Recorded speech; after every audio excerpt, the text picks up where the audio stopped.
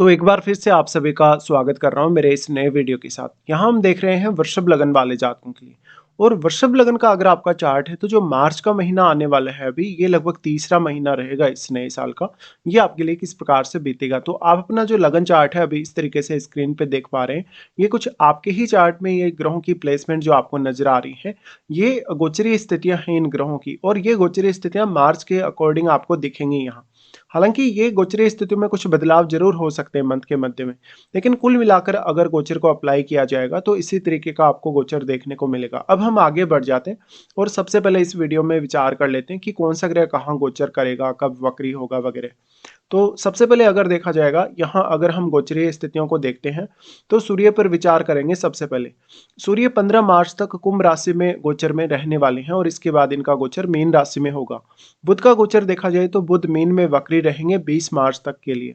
शुक्र का गोचर देखें तो 2 मार्च से ये मीन राशि में प्रवेश कर रहे हैं और उसके बाद 26 मार्च से मेष राशि में प्रवेश कर जाएंगे। मंगल फिलहाल इस मंथ में कुंभ राशि में गोचर में होंगे। वहीं बृहस्पति मिथुन राशि में है लेकिन 11 मार्च से मार्गी हो जाएंगे। शनि का गोचर मीन राशि में रहेगा और अभी ये क्योंकि मीन में ही काफी समय से ट्रांजिट में है। चंद्रमा 1 मार्च को आपको कर्क राशि में देखने को मिलेंगे। वहीं राहु और केतु के गोचर में फिलहाल कोई बदलाव नहीं है।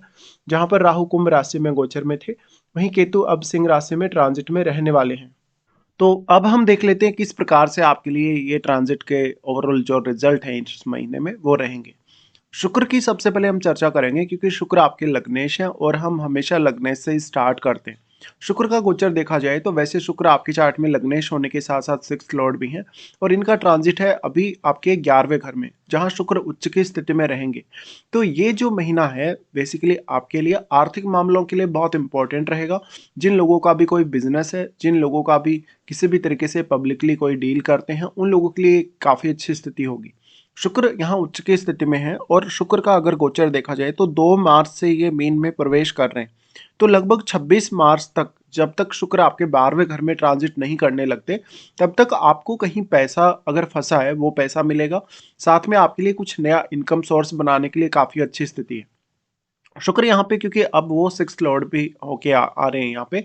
तो निश्चित तौर पे अगर आपका कोई कर्ज वगैरह है वो कर्ज वगैरह आप उतार पाएंगे। आपका किसी को पैसा उधार दिया हुआ है वो पैसा आपको वापस मिल सकता है। शुक्र यहाँ से फिर दृष्टि भी डाल रहे हैं आपके पंचम घर पे।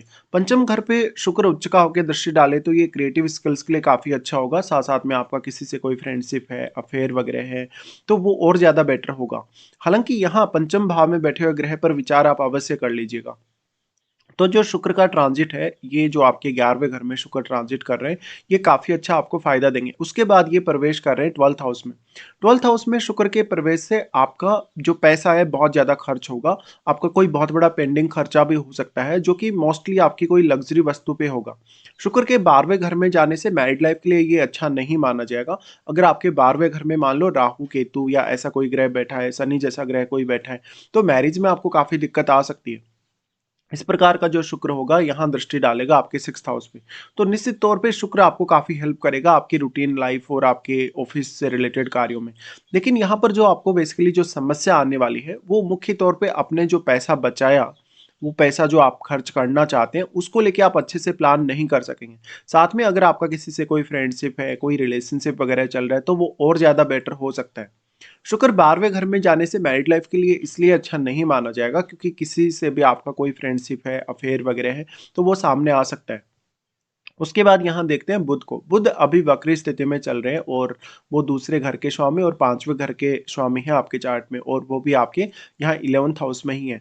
तो देखिए बुध जब जब भी वक्री होते हैं तो कम्युनिकेशन पर आपको सबसे ज्यादा ध्यान देना होगा। आप किस तरीके से वार्तालाप कर रहे हैं किसी से या लोगों के साथ किस तरीके से डील कर रहे हैं। बुध के वक्री होने से बेसिकली वो कार्य आपके जो आपके बहुत ज्यादा बाधा में है, समस्या में है, कोई भी ऐसा कार्य जिसके लिए आप अच्छे से प्लान नहीं कर पा रहे या तो आपका प्लान जो है वो एग्जीक्यूट नहीं हो पा रहा अच्छे से। तो बुध यहाँ आपको एक बेटर अपॉर्चुनिटी ला रहे हैं जहां पर अब आप कुछ एक समय के लिए रुक के फिर दोबारा से कुछ प्लानिंग्स कर सकते हो जो कि आपकी आर्थिक रूप से ही होगी मोस्टली। हालांकि जो यहाँ पर जो बुध ट्रांजिट कर रहे हैं वो गुरु के घर में ट्रांजिट कर रहे हैं और गुरु बुध के घर में ट्रांजिट कर रहे हैं तो एक तरीके से ये राशि परिवर्तन योग भी ट्रांजिट में बन रहा है। बुध का यहाँ आना बेसिकली आपके लिए इनकम सोर्स को बढ़ा सकता है, लेकिन इसके लिए आपको खुद बहुत अच्छी प्लानिंग करने की आवश्यकता होगी। हालाँकि जब-जब भी हम ये देखते हैं कि बुध शनि के साथ अगर स्थित हों, तो वहाँ पर आपका जो डिसिप्लिन है, आपका जो कहीं न कहीं एक डेडिकेशन है काम के प्रति या जो भी आप प्लानिंग कर रहे हैं उसके प्रति, वो काफ़ी मैटर करेगा। बुध का दृष्टि पंचम पर होने से अब पंचम भाव में बैठे हुए ग्रह का प्रभाव भी यहाँ बुध पर होगा और शुक्र पर और शनि पर भी। तो बुध का ट्रांजिट आपको अभी काफ़ी हेल्प करेगा और लगभग अगर इनके ट्रांजिट को देखा जाए तो 20 मार्च तक अभी ये वक्री है। 20 मार्च तक अभी आपके लिए आगे कुछ प्लान करने का समय है। जो-जो भी आपकी प्लानिंग्स अधूरी रही हैं, विशेष तौर पे आपके पंचम भाव पे बुध का दृष्टि होने से आपको शेयर मार्केट वगैरह, लॉटरी, सट्टा वगैरह से भी कुछ फ़ायदा होने के चांसेस ज़रूर होंगे। उसके बाद हम देखते हैं चंद्रमा को। चंद्रमा आपके तीसरे घर के स्वामी और तीसरे ही घर में वो ट्रांजिट भी कर रहे हैं स्टार्टिंग में। तो लगभग 1-2 तारीख तक इनकी ये स्थिति बनेगी। चंद्रमा का थर्ड हाउस में आना आपकी क्रिएटिव स्किल्स या आपके नेचुरल टैलेंट के लिए तो काफ़ी अच्छा है ही। ये आपको रिश्तों में भी काफ़ी अच्छी स्थिति दिखाता है, जहाँ पर आपके जो पड़ोसी हैं, रिश्तेदार हैं या जो आपके भाई-बहन, उनके साथ आप क अच्छा कम्युनिकेशन शेयर कर पाएँगे। उनके साथ आपका जो रिलेशन है थोड़ा और बेटर होगा। चंद्रमा थर्ड हाउस में होने और अपने घर में होने से बहुत अच्छा इमेजिनेशन आपको प्रोवाइड करते हैं। तो किसी भी पर्टिकुलर विषय में आपको डील करते हुए बहुत सारा इमेजिनेशन आपके सामने आएगा, बहुत सारे थॉट्स आपके मन में रहेंगे। अब हालाँकि थर्ड हाउस में बैठे हुए ग्रह को ज़रूर देख लीजिएगा, क्योंकि उस ग्रह का प्रभाव भी चंद्रमा पर अवश्य पड़ेगा। चंद्रमा जब अपने खुद के घर में जब-जब भी ट्रांज़िट करती है तो आपको थोड़ा ज़्यादा ही इमोशनल बनाते हैं। यहाँ पे चंद्रमा है तो आप दूसरों की केयर काफ़ी अच्छे से करेंगे, साथ-साथ में कोई अचानक से यात्रा आपकी हो सकती है, जो कि एक शॉर्ट टूर भी हो सकता है या तो फिर आपका लॉन्ग डिस्टेंस टूर भी हो सकता है। चंद्रमा उसके बाद प्रवेश कर रहे हैं फोर्थ हाउस में, जहाँ पर वो केतु को जॉइन करेंगे। केतु को जॉइन करेंगे तो यहाँ थोड़ा कंफ्यूजन क्रिएट हो सकता है आपका, क्योंकि चंद्रमा थर्ड हाउस के लॉर्ड हैं, तो आपका एफर्ट बहुत ज़्यादा बढ़ सकता है। इस प्रकार का चंद्रमा है तो कंफ्यूजन की वजह से आपको एफर्ट हर काम में ज़्यादा ही करना पड़ेगा। अब क्योंकि यहाँ जो राहु का दृष्टि है वो भी रहेगा, सूर्य और मंगल का दृष्टि भी यहाँ है, तो आप बहुत ज़्यादा उग्रता से बचें, लड़ाई झगड़ा या कोई भी प्रकार का विवाद करने से बचें तो ज़्यादा अच्छा है। उसके बाद चंद्रमा आ रहे हैं आपके पंचम में। देखिए, पंचम में चंद्रमा का आना आपके मोस्टली फेवर में होगा। यहाँ आपको आर्थिक रूप से इस प्रकार का चंद्रमा काफ़ी लाभ करवा सकता है और निश्चित तौर पे आपके रिलेशन भी काफ़ी बेटर होने की संभावना होगी। अब लेकिन चंद्रमा क्योंकि थर्ड हाउस के लॉर्ड होके आ रहे हैं पंचम में, तो यहाँ भी आपको अपनी खुद की स्किल्स पे ज़्यादा से ज़्यादा ध्यान देना चाहिए। उसके बाद लगभग 5-6 तारीख के आसपास चंद्रमा का ट्रांजिट रहेगा आपके सिक्स्थ हाउस में। जहाँ पर चंद्रमा रहेंगे तो वो आपके एफर्ट को काफ़ी ज़्यादा बढ़ा देंगे। सिक्स्थ हाउस में चंद्रमा का होना आपको आपके डेली रूटीन या आपके काम की वजह से काफ़ी स्ट्रेस का सामना करवाता है। उसके बाद हम यहाँ देखते हैं सूर्य को। सूर्य फोर्थ लॉर्ड है और सूर्य का स्टार्टिंग में ट्रांजिट होगा आपके 10th हाउस में। भले ही यहाँ पे मंगल और राहु के साथ सूर्य रहने वाले हैं, लेकिन अब आपके चार्ट में शनि कितने मजबूत स्थिति में है या कितने अच्छी स्थिति में है, ये आपको देखना बहुत ज़रूरी होगा। तो करियर वाइज देखा जाए तो सूर्य का ये ट्रांजिट बेहद अच्छा है, लेकिन पारिवारिक मामलों में कोई खास आपको मदद नहीं मिलने वाली और ज़्यादातर उन लोगों को ये ट्रांजिट काफ़ी सूट करेगा जिनका ऑलरेडी फॉरेन में कोई सेटलमेंट है या जो आने वाले समय में अभी फॉरेन जाना चाहते हैं या जो अभी कुछ ही समय पहले फॉरेन गए हैं। सूर्य यहाँ पे फोर्थ लॉर्ड है और फिर वो प्रवेश कर रहे हैं आपके यहाँ 11वें घर में भी। तो 11वें घर में जो इनका प्रवेश होगा, तो सूर्य का जो आपके 11वें घर में प्रवेश होगा, ये आपका होगा यहाँ पे 15 मार्च को। 15 मार्च के बाद से सूर्य आपको आर्थिक मामलों में बेहद सपोर्ट करेंगे, आपके मान सम्मान और आपके रेपुटेशन में काफ़ी ज़्यादा वृद्धि होगी। साथ में सूर्य का यहाँ आने से आप प्लानिंग बहुत अच्छे से कर सकेंगे, क्योंकि बुध तो अभी ऑलरेडी वक्री कंडीशन में चल रहे हैं, हालांकि 20 तारीख तक ही बुध वक्री हैं। तो सूर्य के प्रभाव की वजह से निर्णय लेना आसान होगा, कोई भी प्रकार के रिस्क लेना आसान होगा और सोचना या विचार करना भी आसान होगा। साथ-साथ में आपको आपकी संतान के साथ बेटर रिलेशनशिप देखने को मिलेंगे और आपकी एजुकेशन के मामले में भी सूर्य का बेहतर सपोर्ट आपको रहेगा। उसके बाद हम आगे बढ़ जाते हैं और मंगल के बारे में विचार करते हैं। मंगल आपके सप्तमेश और आपके 12वें घर के लॉर्ड हैं। फिलहाल इनका ट्रांजिट आपके 10th हाउस में रहेगा। देखिए, 10th हाउस में जब-जब भी मंगल ट्रांजिट करते हैं तो ऐसा जातक करियर में कुछ भी पाने में सक्षम होता है। लेकिन आपका यहाँ क्योंकि राहु के साथ मंगल है और ये अंगारक दोष का निर्माण हो रहा है, तो करियर स्पेसिफिक मामलों के लिए तो ये काफ़ी अच्छा है, लेकिन डोमेस्टिक मामलों के लिए उतना अच्छा नहीं है। तो करियर में एक अच्छा रेपुटेशन, मान-सम्मान आपको ज़रूर यहाँ प्राप्त होगा और मंगल आपकी एक्सपेक्टेशन को भी काफ़ी बढ़ाने का काम करेंगे करियर रिलेटेड।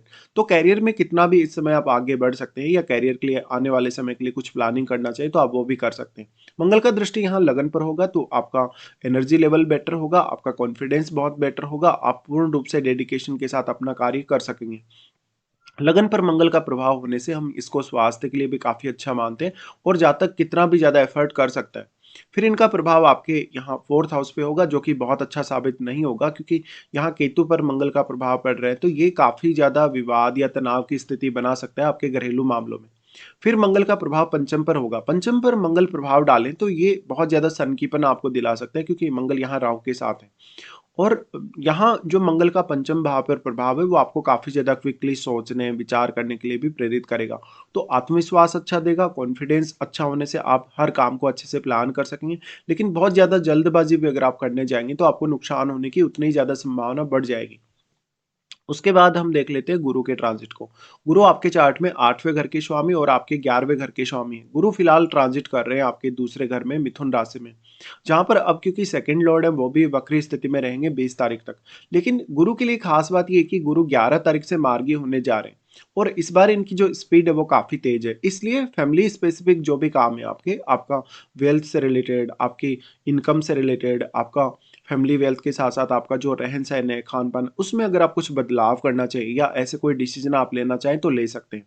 गुरु जब तक अभी वक्री है तब तक आपका कोई भी ऐसा पेंडिंग काम जो रहा है अभी तक, उसको आप पूरा कर सकते हैं। गुरु का दृष्टि यहाँ से रहेगा आपके 6th हाउस पे, तो ऐसा गुरु आपको करियर में काफ़ी हेल्प करेगा, रूटीन लाइफ को मैनेज करने में काफ़ी हेल्प करेगा। साथ-साथ में रूटीन में किसी भी प्रकार की बाधा, समस्या या आपके ऑफ़िस के कार्यों में किसी भी प्रकार की चुनौती या समस्या आ रही है, उसमें भी गुरु का अहम रोल होगा। तो गुरु का स्पीड काफ़ी फ़ास्ट होने से अब जो आप प्लानिंग करेंगे अपने करियर रिलेटेड कार्यों के लिए, वो आपके लिए बहुत इंपॉर्टेंट हो जाएगी। फिर गुरु का दृष्टि रहेगा अपने ही भाव पे, जहाँ पर गुरु रिसर्च करने, अकल्ट से रिलेटेड कार्यों के लिए आपको ज़्यादा मदद करेंगे। साथ-साथ में ये आपकी जो इन-लॉज़ की फैमिली है, उससे आपको काफ़ी लाभ दिला सकते हैं। यहाँ गुरु मेजरली आपको ज्ञान और धन से संबंधित मामलों में सबसे ज़्यादा सपोर्ट करता हुआ नज़र आएगा। अगर आपका इन-लॉज़ के साथ रिलेशन अच्छा नहीं है, तो आप पहले तो यहाँ अष्टम भाव में बैठे हुए ग्रह पर भी ज़रूर विचार करिएगा। लेकिन गुरु की दृष्टि होने से आपका अगर उनके साथ कोई पार्टनरशिप है या उनके साथ किसी भी प्रकार का लेन-देन है, तो आपका रिश्ता काफ़ी बेटर होगा। गुरु का फिर दृष्टि आ जाता है आपके यहाँ 10th हाउस पे। अब गुरु यहाँ आपको सबसे ज़्यादा हेल्प कर रहे हैं, तो 11 तारीख के बाद में लगभग आपको करियर रिलेटेड काफ़ी अच्छे रिजल्ट्स देखने को मिलेंगे गुरु की दृष्टि होने से। अगर आपके बॉस के साथ आपको किसी भी प्रकार की समस्या है, कोई भी प्रकार की ऐसी चुनौती जो आपके करियर में आ रही, वहाँ पर अब आप अपनी बुद्धिमत्ता या अपने विवेक का बहुत अच्छा इस्तेमाल कर पाएँगे। हालाँकि जो सेकंड हाउस में बैठा हुआ ग्रह है आपके जन्म के समय का, आप उस ग्रह को ज़रूर विचार कर लें। तो गुरु का दृष्टि आपको यहाँ काफ़ी हेल्प कर रहा है। साथ में क्योंकि गुरु 11वें घर के भी लॉर्ड हैं, इसलिए आर्थिक मामलों में भी इस प्रकार का गुरु आपको मेजरली हेल्प करेगा। उसके बाद शनि को देखते हैं। शनि आपके 9th और 10th लॉर्ड है। शनि का जो ट्रांजिट हो रहा है फिलहाल आपके 11वें घर में शनि ट्रांजिट में है। देखिए 11वें घर का शनि जब-जब भी हो तो जातक को ज़्यादा से ज़्यादा पंक्चुअल होना चाहिए अपने आर्थिक मामलों को लेके।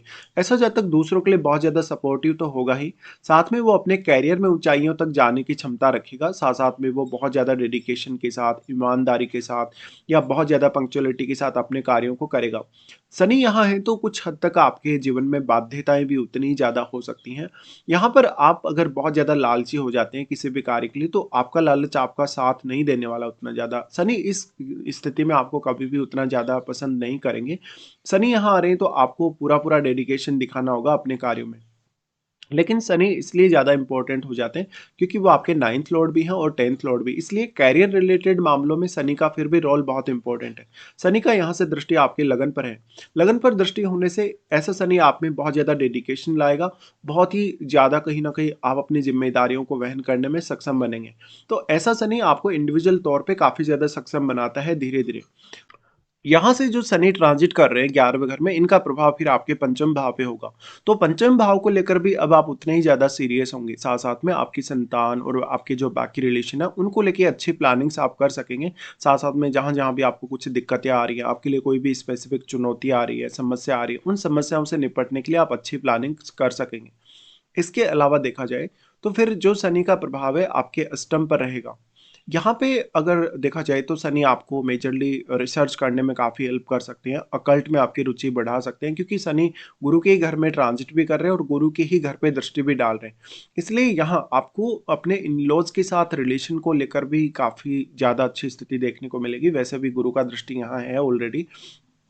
तो ज़्यादातर जो अष्टम भाव के थ्रू आपकी लाइफ में अगर कोई भी चेंज आएगा या अष्टम भाव के थ्रू कोई भी प्रकार से आप अगर कुछ करने का सोच रहे हैं, तो आप इसके लिए अच्छी प्लानिंग्स कर सकते हैं।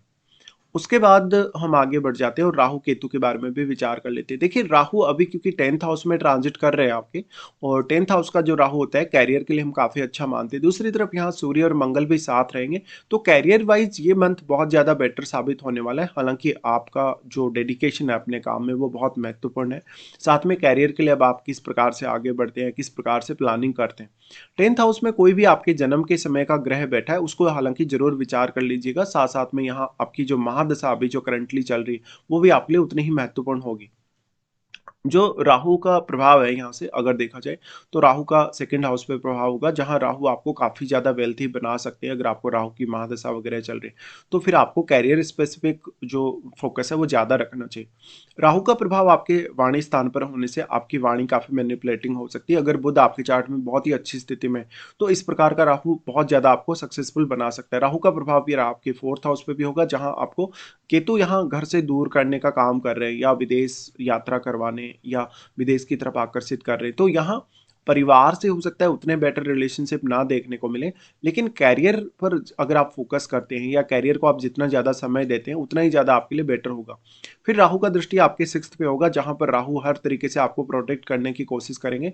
आपके कैरियर में कितना भी आपको कंपटीशन का सामना करना पड़े, किसी के साथ आपका झगड़ा है, कोई विवाद है, या रूटीन लाइफ में आपको कोई भी प्रकार की समस्या आ रही है, कोई भी प्रकार की चुनौती आ रही है, हालांकि 6th हाउस में बैठे हुए ग्रह पर भी आप अवश्य विचार कर लीजिएगा। केतु का 4th हाउस का ट्रांजिट है, तो केतु 4th हाउस में होने से परिवार के सदस्यों के साथ थोड़ी बहुत अनबन हो सकती है। परिवार में विशेषकर अपनी मदर के साथ आपके रिश्ते थोड़े खराब हो सकते हैं, और पारिवारिक मामलों में जो आप फैसले लेंगे तो काफ़ी सोच समझ कर आपको आगे बढ़ना होगा। अब हम देख लेते हैं कौन कौन से आपके लिए इस मंथ में अच्छे दिन है, कौन कौन से आपके लिए कुछ खराब दिन भी आने वाले हैं। सबसे पहले अगर अच्छे दिनों की बात की जाएगी आप लोगों के लिए, तो अच्छे दिन बहुत ही कम निकल के आ रहे हैं इस मंथ में। इस मंथ में आपके लिए 1 तारीख और 23 से 28 तारीख तक का समय ही काफ़ी अच्छा रहेगा। बाकी अन्य दिनों में हो सकता है आप कोई भी अगर काम कर रहे हैं तो आपको कुछ समस्याओं का सामना करना पड़े। चंद्रमा के लिए फिर अगर देखा जाएगा, जब चंद्रमा, क्योंकि जो बैड डेज है उनको हम देख रहे हैं यहाँ पे, कौन कौन से आपके लिए कुछ खराब दिन है। चंद्रमा का गोचर जब लिब्रा में होगा तो 6 से 8 तक ये स्थिति बनेगी। इस दौरान आपके कैरियर रिलेटेड मामलों में आपको काफ़ी चुनौतियां आ सकती है। 6th हाउस से चंद्रमा गुजरेंगे तो 6th हाउस में बैठे हुए ग्रह का महत्व भी आपके लिए उतना ही ज़्यादा बढ़ जाएगा।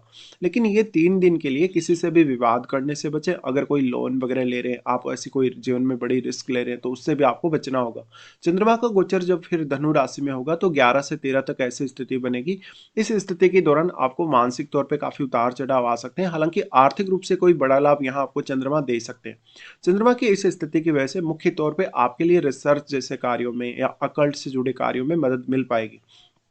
चंद्रमा फिर 21 और 22 तारीख को एरीज में ट्रांजिट करेंगे, यानी मेष राशि में, जहां पर वो आपके 12वें घर में होंगे। 21 और 22 को हेल्थ को लेके कुछ दिक्कतें हो सकती हैं, कुछ अनावश्यक खर्चे हो सकते हैं।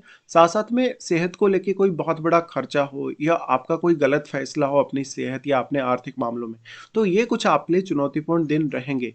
तो फिलहाल हम पूरा डिस्कशन कर चुके हैं। फिलहाल आपको वीडियो देखने के लिए धन्यवाद।